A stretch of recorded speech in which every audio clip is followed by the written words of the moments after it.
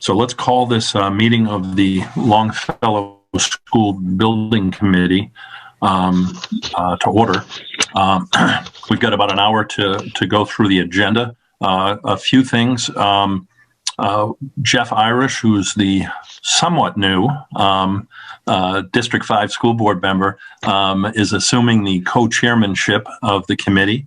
Welcome, Jeff. Marnie Marioni had been in that position. As far as I understand, she's staying on the committee, but Jeff will be the new co-chair. So welcome, Jeff. And I don't know if anything you want to say before we jump into the agenda. It's late. I'll keep it brief. I'm humbled to serve in this capacity, and I only hope to strive to maintain the passion and professionalism of Marnie. So thank you all. Great to have you here. One other thing, just from a scheduling perspective, our regular meetings, as people know, have been rotating. So some people get 5:30, some get 6:30, some get 7:30, and it moves around. I have conflicts on the City Council Finance Committee, so Javier's been kind enough to facilitate this meeting going at 7:30 each month instead of an earlier. So I apologize for those that will miss that earlier time slot, but it's helpful to me greatly as we're beginning the budget process. So with that, I will turn things over to Mark and let you work down through the agenda. Very good. Thank you, Councilman Mavadonis, and welcome, Mr. Irish, to the Longfellow Building Level Advisory Committee. So we... I'm sorry, can I interrupt? Do we need to approve the minutes for November?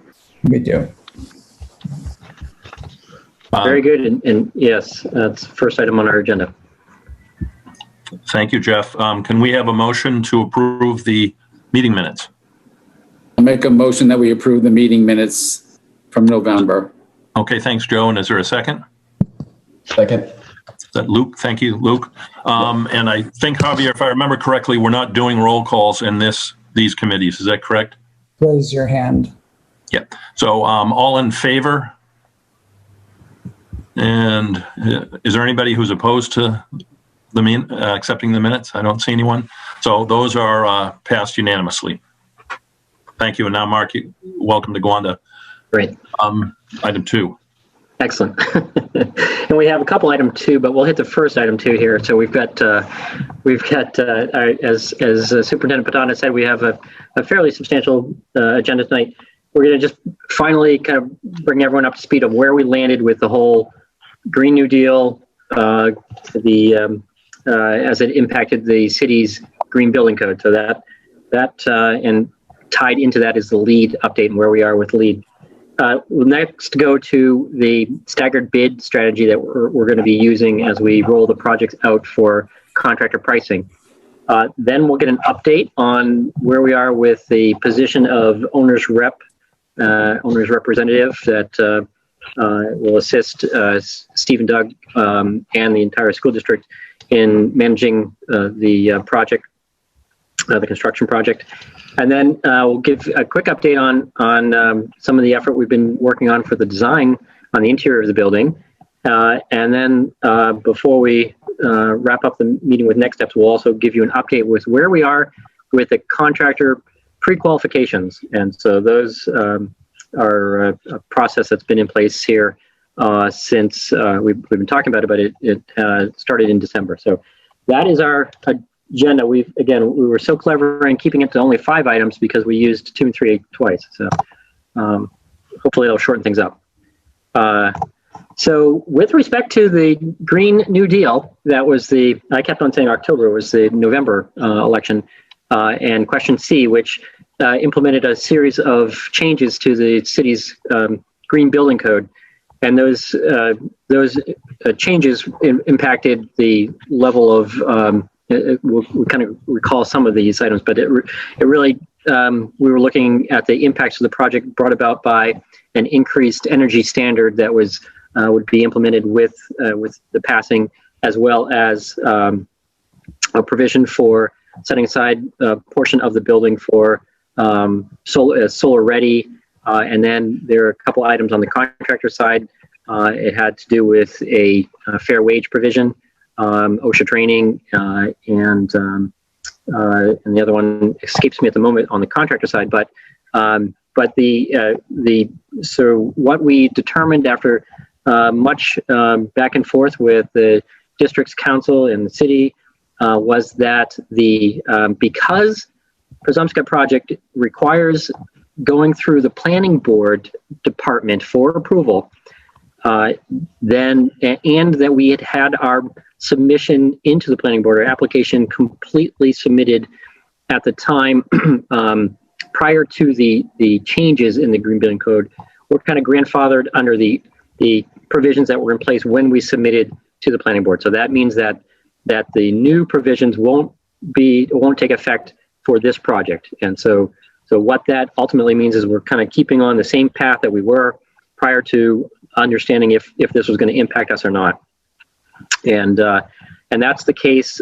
We had submitted all 3 schools to the planning department, and one of the considerations was whether or not the school met the threshold of a renovation that would trigger the green building code in the first place. But it does. We are below the construction value is more than the current assessed values. That means we do have to comply with the green building code, which we had been planning on doing and will continue to do that. And what that means is that we will be pursuing LEED for the project. So we're in the process of doing that. And we will also be doing the compliance with fair wages, but not that that's a requirement of the current green building code, but that's a carryover from the desire of the school district to support fair wages. And we did that with the license project, and we'll continue with that for the 3 next projects. So with that, what we, again, we will give you an update on both the fair wages and how we're incorporating those into the Longfellow project. And we'll also give you kind of a quick update on LEED. And I think the next slide, Lisa is going to give us kind of an update on where things are with LEED for this project. Lisa? Excellent. You guys hear me okay? Okay, good. Just having a little technical difficulties on my end, but I think they're cleared up. So good evening, everyone. Great to see everyone. It's been a while. And welcome to all the new faces. And wanted to just provide an update on the LEED compliance. And so we've been working closely with Thornton Tomasetti to track where we are in regards to LEED. We are targeting LEED Silver, and the threshold for number of points that we need to get in is within 50 to 59 points. So for those that may not be familiar with LEED and the scorecard that you're seeing in front of you, I'm just going to provide a high level, not necessarily a detailed level of all the credits, but LEED essentially is a rating system. It's broken into different categories, and you track those different categories and with the scope that we have in the project and the number of points. And ultimately, the different categories really allow us to have a holistic approach to sustainability. And so there's different credits that we have to get in order just to be able to have it be a LEED project. And then there's others that we get to determine whether they're applicable to our scope of work in our project. The column on the left-hand side is what we call the yes column. So these are the ones that we are tracking that are applicable to our project and within our scope and align with different sustainable measures. And then the ones in the middle 2 columns, those are the maybe columns. The one on the left-hand side, we call it a strong maybe. The one on the right-hand side, we call it a weak maybe. And the one all the way over to the right is the no column. So in the no column, essentially, we just know based on the scope of work or different parameters of the project, we just can't meet the compliance of those credits. The ones in the middle are ones that there's potential, there might need to be some modifications, or we just need to, be careful. We're close to a threshold of compliance with that. And so we track those to see what are those other items that we would need to make sure are in the documents to push them over to a yes. The good news is right now we're at 51 points. And so as I said before, the threshold is 50 to 59 for LEED silver. So we're within that range. We'd like to target 53 to 55, really just to have that safety factor so that we can make sure that, things aren't interpreted, different reviewers for LEED may have slightly different interpretations on approach or how things shake out, or if something isn't necessarily executed in construction the way that we intend. It provides us a little bit of a buffer to make sure that we do meet that LEED silver requirement. So we are going to continue to work with Thornton Tomasetti to determine which of those strong maybes will move over into the yes column. And I do see a question from a panelist. It looks like, Bill, you're asking, will each of the schools have their own score? And yes, each school is being tracked separately. Each school, and depending on their scope and scale of their project, is actually achieving different point values and or credits within their school. You're welcome. Any other questions?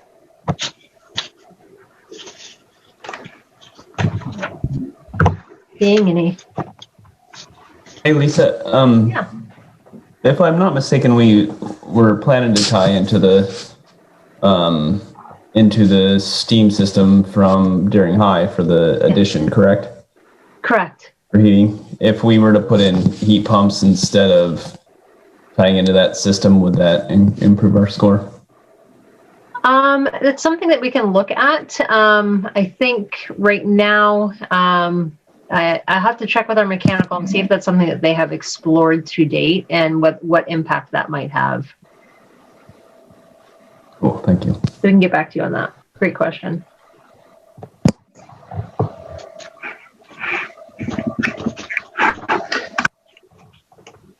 Very good. The next piece that was part of the consideration with the Green New Deal, but again, isn't a new requirement. It is a carryover. Is the idea of fair wage contracting, and this was a subject that came up as we were preparing to go to bid with the Lyseth project.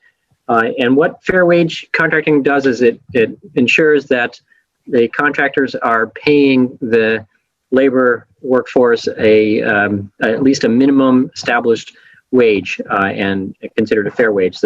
By being a competitively bid public bid project, the contractors that we have on our qualification list, the idea is that they're constantly trying to keep their costs lower in order to be able to get the bid. And so in order to make sure that they don't pay their workers below fair wage in order to get the job, we established this sort of minimum wage, and that's determined, the rate that we use is determined by the Maine Department of Labor, and it's adjusted for a particular location, and it also builds in the contractors, the different jobs, labor categories, and it establishes a minimum hourly wage for them, as well as a minimum hourly benefits, and it comes up with a value for that. And so the state publishes those guidelines. They're just in the process of updating their 2021 wages, and so those are if they're not hot off the press, they will be shortly. And there's a couple things that we look at in terms of implementation.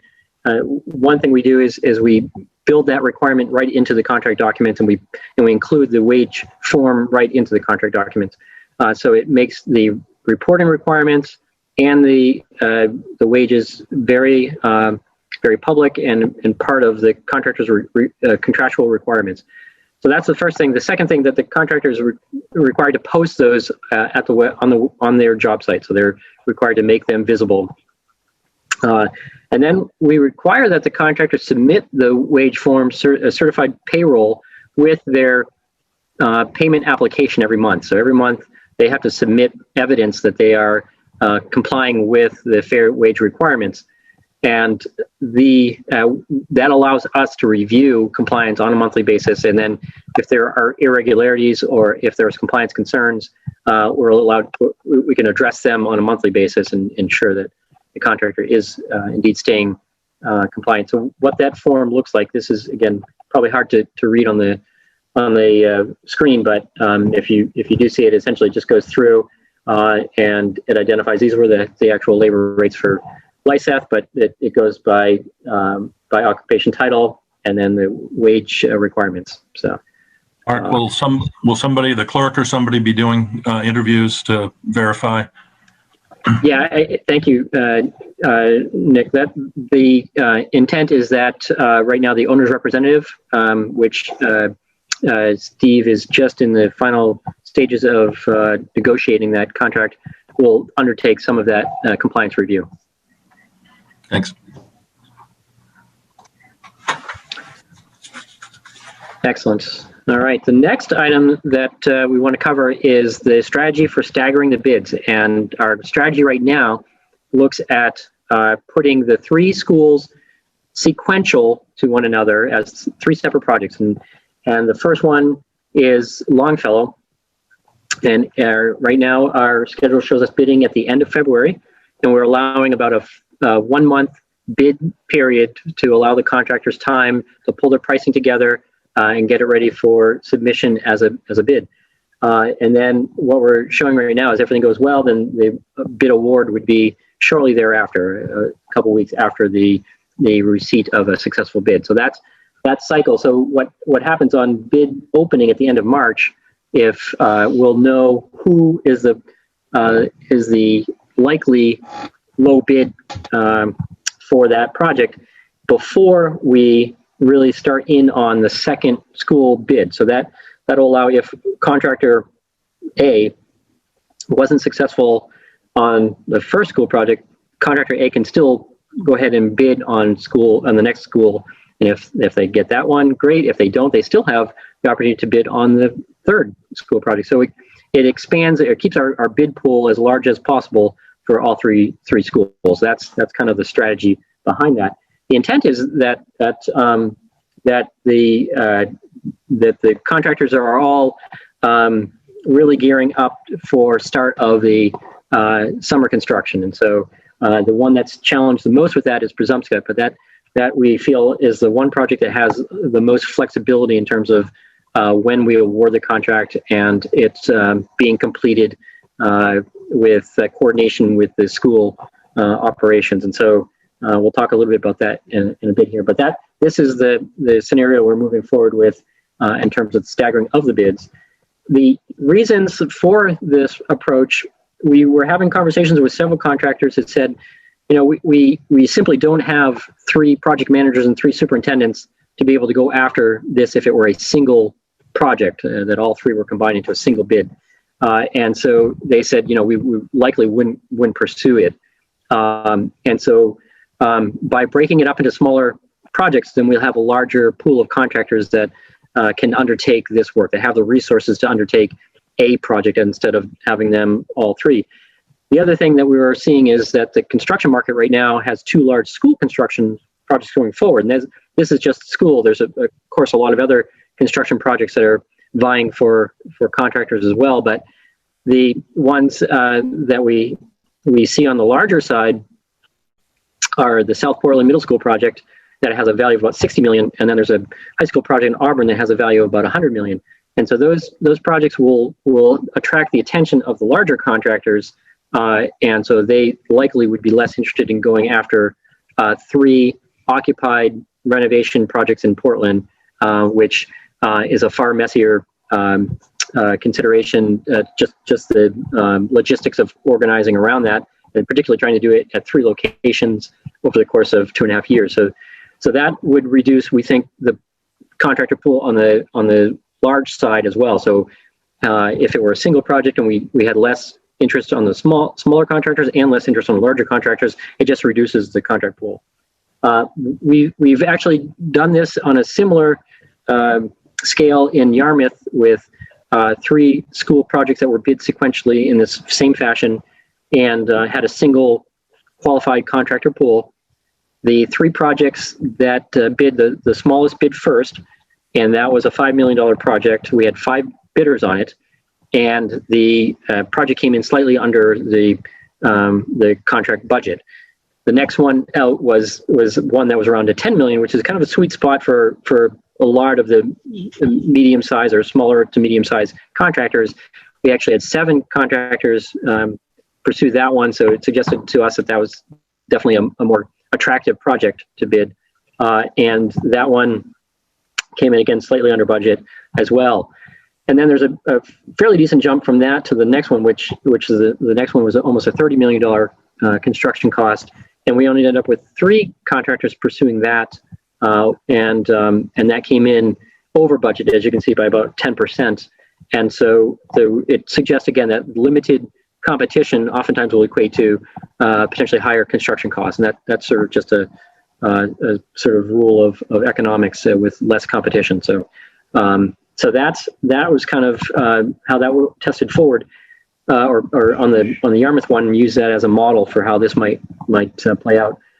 In terms of thinking about which schools were going to go when, as we suggested, the Presumpscot one had the most independent, the shortest duration. It really has more work on additions and less work inside the existing school. There's not a lot of renovation inside the school. Most of it is in the additions, and that therefore doesn't have to try to create swing space and move students out to portables and then renovate and flip and put the students that were out in the portables back in and move another section. So that whole choreography that we explored in the past and how we're phasing this is not as critical for the Presumpscot. So they're going last because the schedule is shorter and it'll be least impacted. Longfellow and Reiki have a lot of work on the interior, but Longfellow has a little bit more exterior work. So we wanted to try to give that one a little longer schedule, and so that's why Longfellow was chosen to go first. But they both, Longfellow and Reiki, have an approximate 2.5 year construction duration. So which is what we have witnessed with the Lyseth project, that same construction duration. So questions on the staggered bid before we move into the owner's rep update? No? All right, and at this point in the program, I get to pick on our good friend Steve Stilfen to give us just a quick update on where we are with the owner's representative. Good evening, Longfellow committee members. Welcome, Mr. Irish. To dovetail into Nick's question with fair wages, so we're building a project management team that will hold us in good stead as we have 3 construction projects running concurrently. Clerk of the Works and owner's representation here. Owner's rep will be a third-party independent contract with CHA Consultants, which we selected through a request for qualification process. And the Clerk of the Works will assist with project management, areas of fair wages, schedules, any conflicts and assistance in conflict resolutions, from RFIs to change orders from the perspective of the owner's representative. Clerk of the Works will be assigned and covered in Harriman's contract, with each school having a designated Clerk of the Works and assigned a number of hours per week as the construction schedule dictates. The clerk will generally be looking at quality of construction, review of documents, as well as with Mark, Lisa, or myself in the CHA owner's rep for the 3 projects, as each of these projects move through the phasing, milestones, possible issues that come up, so that we have a fully vetted checks and balance, tight management process for these 3. As we build 3 schools at the same time, we'll renovate these 3 schools. In the process of negotiating fee structure with CHA, and we're vetting it to make sure we're not overlapping responsibilities of the clerk. Areas of where we want that traffic control of information with what the Clerk of the Works is doing. So we're not having redundancy in any of our process, and we have a good communication team and a project management team for all 3. And I'm excited about getting contractors on board and management team in place, and and get these schools going. Great. Thank you, Steve. Any questions on that before we move on? Seeing none. I'm sorry, I have a question. And for the whole committee, I apologize if this has been asked and addressed in the past, but to the extent we have that staggered bidding process, and I think that was on slide 10 or 11 where you mentioned, is there an appealable process for someone who's not selected for a bid? And if they're not selected for, say, Longfellow, and they appeal it, and then they bid for Reiki, is there a conflict there that might move the projects further down the road from a legal perspective, or does that make sense? Sure. Yeah, I think I'll take a stab at it, and then if others have something to offer, certainly. So what we've done, and we'll cover this a little bit, is we've pre-qualified a pool of contractors to submit bids. So we've solicited a qualifications questionnaire from various contractors that have any interest. And what will happen is those contractors that do submit a bid on the first project, what will happen is that everyone's bidding the same thing, apples to apples. So we don't allow variations in the bid. The bid is built on the contract documents. It's a very black and white, and this is the scope, and this is so we don't entertain variations on the contract. So there's not necessarily grounds to contest a bid unless we, for some reason, didn't take the lowest qualified bid. And we're assuming, again, that they're all qualified because certainly the contractors are qualified, but assuming that they fulfill all of the bidding requirements, they're really, we would take the lowest priced contractor, and that would, we've had in all the years I've been practicing, which is only about 25 or so, but I have not had someone contest a low public bid like this. Typically, you may have someone, if you didn't pick the lowest bid, you may have someone contesting it and saying, why did you not select my bid if it was the lowest price? So that, I think, hopefully that addresses that question. Thank you.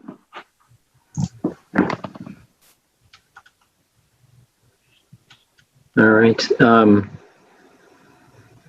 Very good. There was also a question, I think, from Luke to Steve on the chat. If Luke, can you ask your question?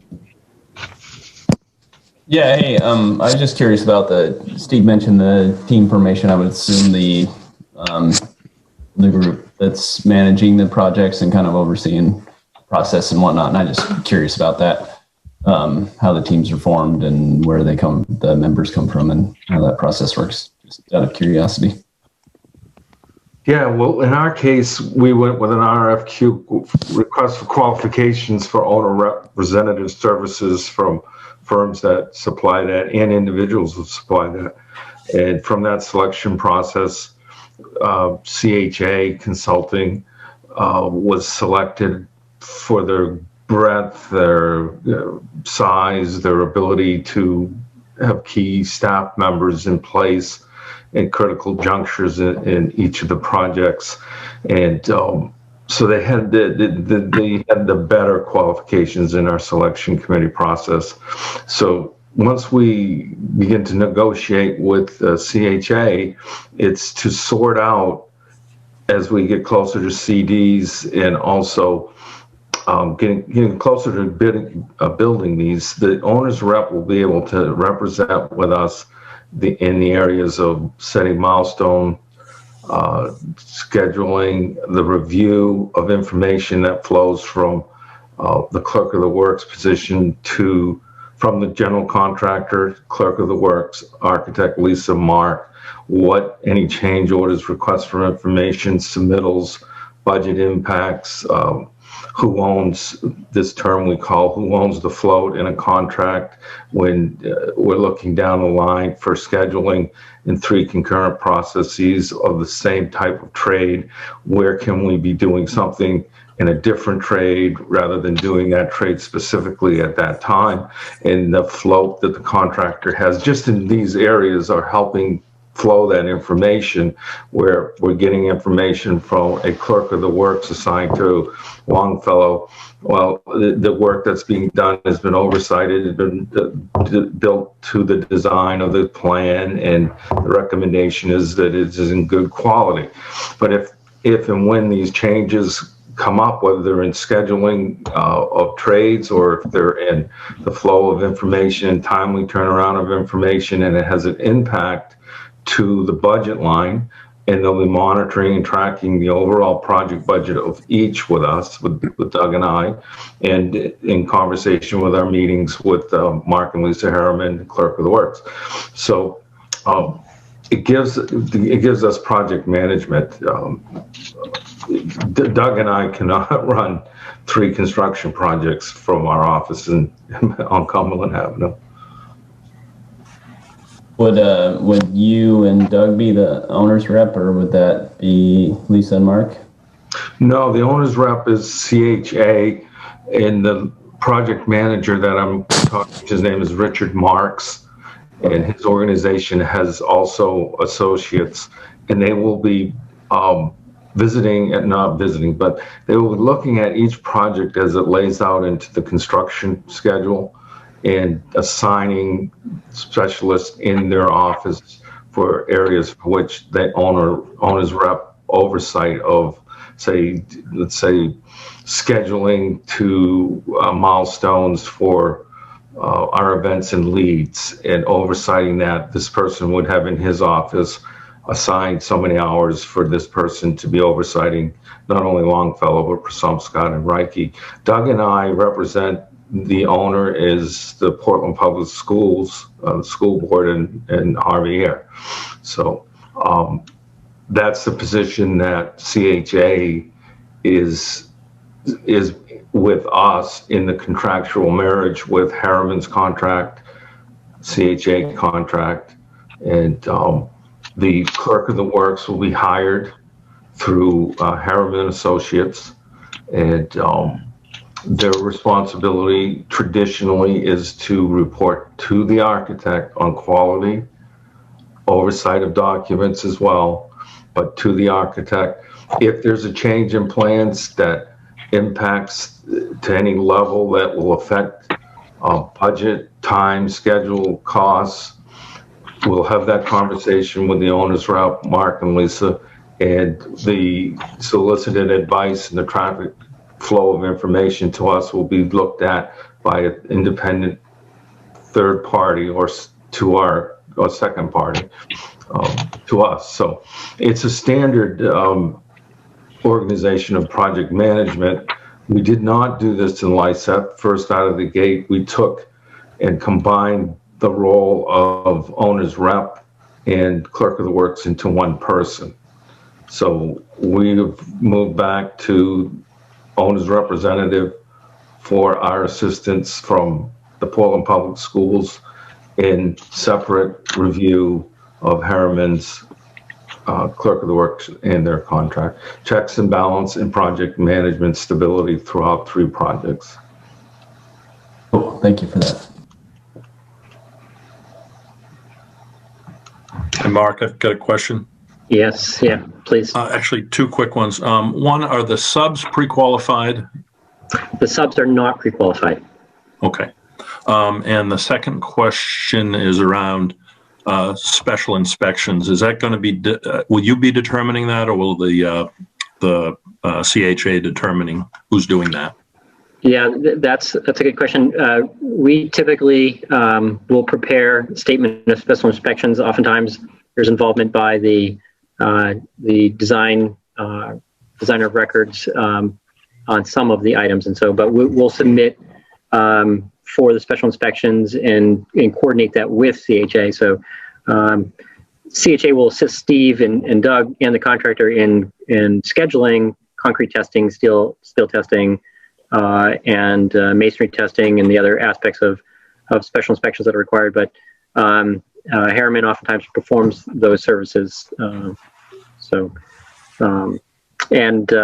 think the other part of just again the various parties involved in the contract management or the construction management, Harriman acts as an independent, a neutral party that assists in administering the contract and ensuring that the contractor is doing what they're intended to do. The owner's representative is really to represent the owner's interests in that. So it's a very contractually different role than what the architect plays, and the clerk of the works is simply the eyes and ears of the architect that's able to monitor things more diligently than it would be for Lisa or I to get down to the site as frequently. So that's kind of the piece that's distinctive about the owner's representative. And I guess just one last thing is, and you may have this, but is there a flow chart that one would be able to look at to understand the kind of the correlation between the different positions? Yeah, we'll prepare that. It's a great question. We will, so that it's really clear the sort of how those parties integrate together, because it's really a three-legged stool. We've got the contractor, the owner, and the architect, and they all have a very distinct role in the balance of power in thinking about how the contract's administered. So that's a great question. We'll find one and bring that up. Thanks a lot. Very good. And I'll just add to that too, Nick, your great questions is that's part of the negotiation process in the overall picture of the three, not to have redundancies in authorities and responsibilities and fill the holes in the spaces that need to be filled in that three-legged stool so that you can sit on it without falling down.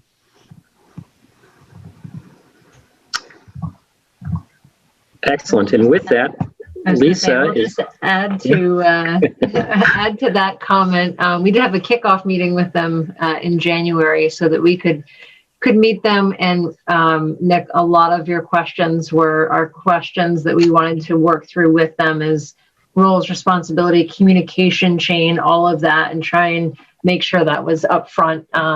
We were all kind of on the same page there. So I agree with you. I think a diagram would be very helpful for everybody who may not be in the construction and design world to understand the contractual relationships between the different parties and what each party is really tasked with during construction. It will clear up some of what might sound like redundant roles when really they're very unique roles to make sure that this is a successful project for everybody.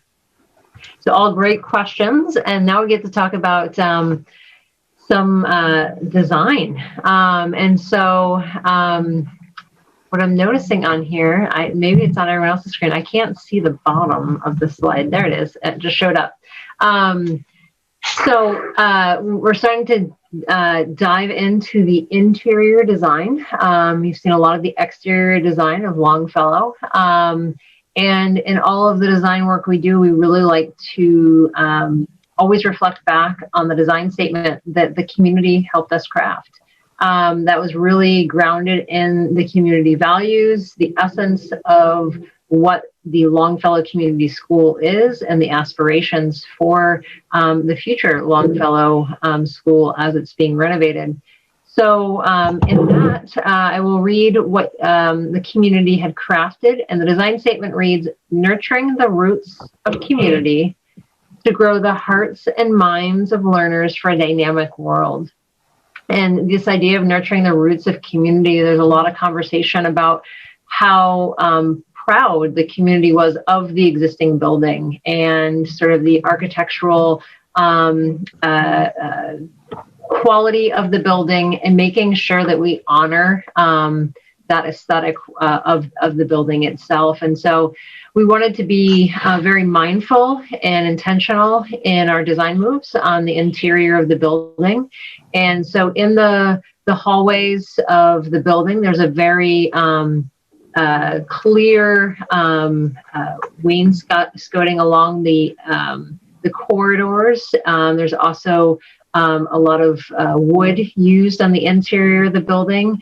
So really looking to maintain the proportions in the corridor and reinforce some of the language that's already there, but just with more, with newer materials. And so looking at making sure that we keep some of the warmth of the wood. So having the top rail here down the corridor about halfway up, as well as the trim at the bottom, and using a sheet product to provide protection on the wall, as well as to provide some color.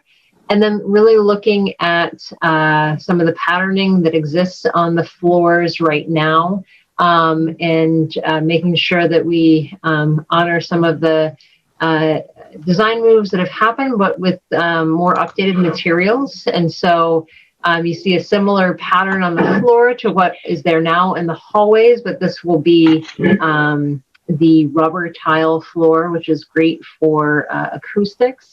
You'll also notice that we have these elements in the hallway. We've noticed in the school, there's a lot of areas of things that are put on the corridor walls. There's also stations that are created in the hallways. And so what this is doing is really being intentional about where elements happen within the hallway. So these are looking at providing both an identity to different areas within the hallway, so students know when they arrived at, we refer to sort of their home within their home, if you will. It's their area within the school. So we can do that with some color. But the other thing that it does too, it's hard to tell in this rendering, but on the right-hand side of this first area is pinup space. And so, thank you, Mark, for using the cursor. And so it's an intentional place to celebrate learning, to put learning on display, to show the students' work, but also really provide ownership over their area within the school itself. On the opposite wall, there is a counter so that they can have pull-out space from the classroom for maybe students that need one-on-one work, or there's small groups that want to get together. And so it's a place for them to be able to have a place to park, if you will, and be able to do that. And be able to, again, be very intentional about the way to which the hallways are utilized. And so this is very exciting for us to start to see this come together, and is the first area that we've rendered, and we'll start to share more areas as we go forward that are developing on the interior of the building. So with that, I will pause and see if folks have questions or others have more to offer about the design.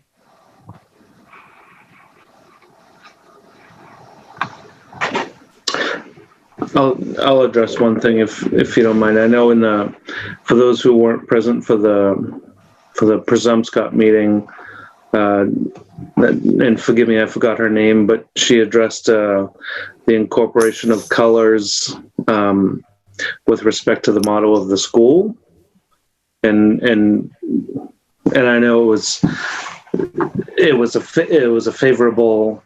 It seemed favorable from your perspective, and I was just wondering whether or not Longfellow has taken that same approach with respect to design and color. I think one of the comments that we heard earlier was a little bit about the educational model of the school, and I guess the blue wave is what she's referring to, and I think that might have an association with sort of the icon of Presumpscot. But what we did talk about at, and maybe this is maybe what you're touching on at Presumpscot, was how we use color as wayfinding and helping kids navigate the school, as well as provide identity throughout the school. And that is definitely something that we'll start to explore here as well. some of the colors that you're seeing are more of a placeholder, just kind of showing differentiation of colors within the space. But we definitely start to use color on the pin-up side of these areas so that kids know when they're at a certain color that is associated with their home base, if you will. Did I address your question, Jeff? Thank you. Yes. Yeah, I might just add a little bit in that what we have been trying to think of is being very respectful to the Longfellow, unlike, or it's a little bit of, it feels more of a historic structure than Przemyska or Reiki, and so we've been careful to kind of preserve that sense of what the building is. And downstairs on the first level, the wainscot is actually a glazed tile, so there's no plan to replace that, and so it actually has a color that's a little bit like what that color is identified on the rendering in the wainscot here. And then up on the second level where it's been painted, it actually used to be a vinyl wall covering, has been painted over time. It has to be removed, and then the flooring color. So, but we also have opportunities in the addition to really also create sort of a strong identity if there's an interest in really identifying the school's colors in that. So there's a way we can possibly have both, sort of a preservation perspective or position, as well as being able to reinforce the school colors in some space.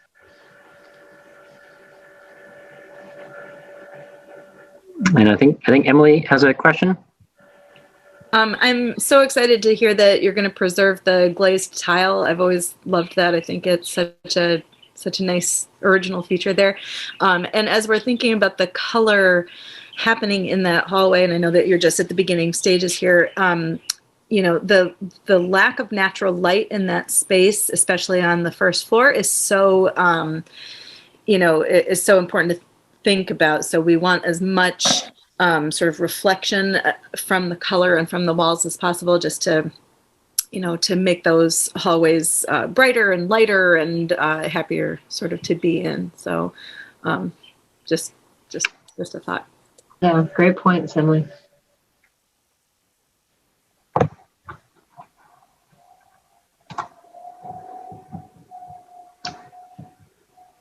Very good. So we'll move on to the pre-qualification update, moving away from the design again, back into the world of contracts and contractors. The process that we determined that we're going to do is to, as I alluded to earlier, we're going to pre-qualify a pool of contractors that can bid on any or all of the school projects, depending on their resources. And so that advertisement went out in December, and we received the qualification applications in the middle of January 14th, 2 weeks ago today. We received 10 applications from interested contractors, and so that was good. We were curious what we'd end up with, and it looked like going right up to the deadline that we weren't sure how many, but in the final count it was 10. And so we've gone through and evaluated the information that they've supplied, and made notes of it, inquired with the city in terms of any experience that may have been documented with the contractors in their work with the city, and we've passed on our information to the school district to notify the contractors. And the preliminary evaluation is that the list of the 10 contractors, and they're identified here, these are the ones that we received applications from. All of them have experience in some level with school construction, occupied school construction. So that was one. We looked to see that they had bonding capacity.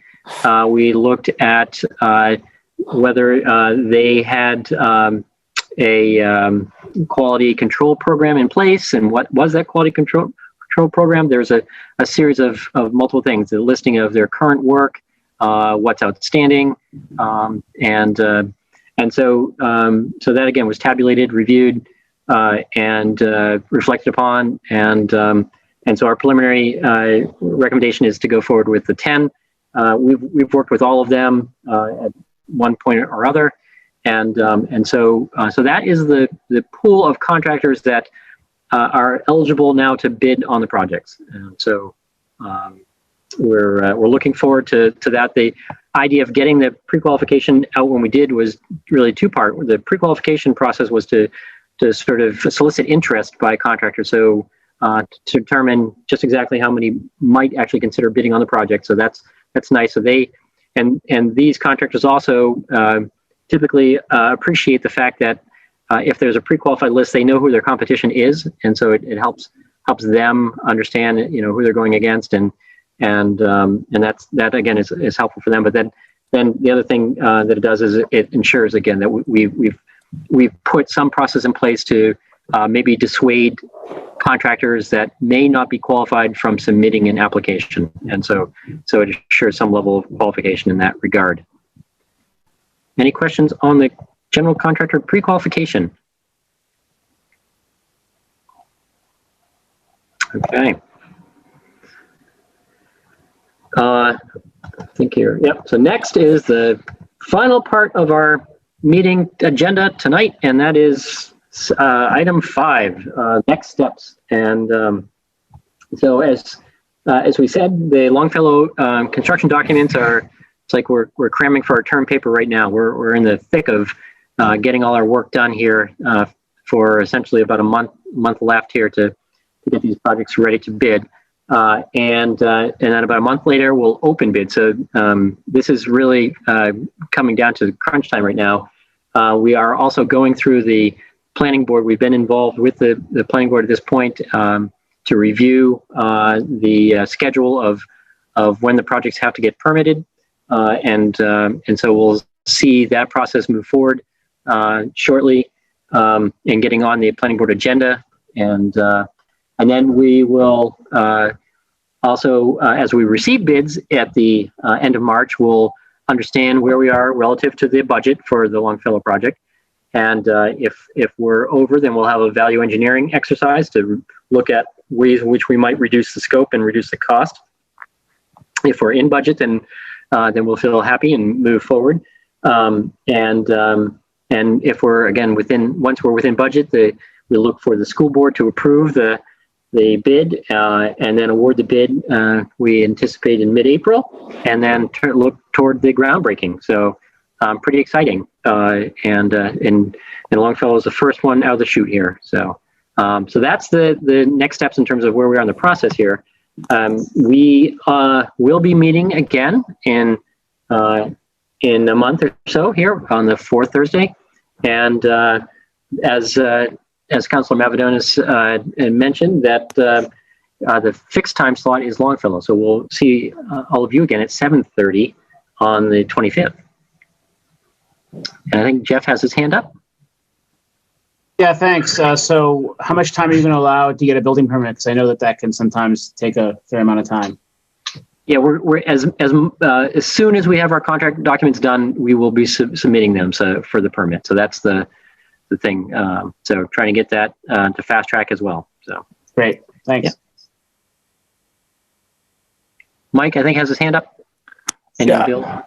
I do. I'm sorry, I got on like 7:35, so I missed the first couple of minutes. But specific to the scope of the work associated with Longfellow, has anything changed since our last meeting? We kind of went through the design piece and saw the hallway corridor picture, but the plans, are they pretty much intact? There really hasn't been any changes to any of the spaces. So that we've been detailing the sort of component or where we are in the process is a lot of the details associated with it. So we're getting into questions like, for instance, last week we identified that the elevator that's down at the the first level, called the lower level. There was a steam line that we had to coordinate around. So that level is what we're going through right now. We are not changing aspects of the layout of any of the spaces. That has all been locked in for some time. Usually when we get out of what we call the design development phase and into the construction document phase, we're done sort of with those aspects of the design. Thanks. And I think Mr. Dotson? Oh, hi. Yeah, thank you. Can you hear me okay? Yes, yeah. Yeah, I was just curious if we'll see the RFP documents after they go out or before they go out or at some point. Yeah, the bid documents definitely can be made available for the committee to review. I'm trying to think if there's some way that they also become public, because the documents are distributed through the city's purchasing department, and so that when we get to that step in it, I think they become available to the general public. So, but thank you. Great. Well, I'll turn it back over to the chairs. We've got 4 minutes to spare. Well, we can see if anybody has any last questions and try to fill up those 4 minutes, or we can wrap up now if no one does. I don't see any hands going up. So I don't think we need a motion. Correct me if I'm wrong. If we need a motion to adjourn, I think we can just adjourn this meeting.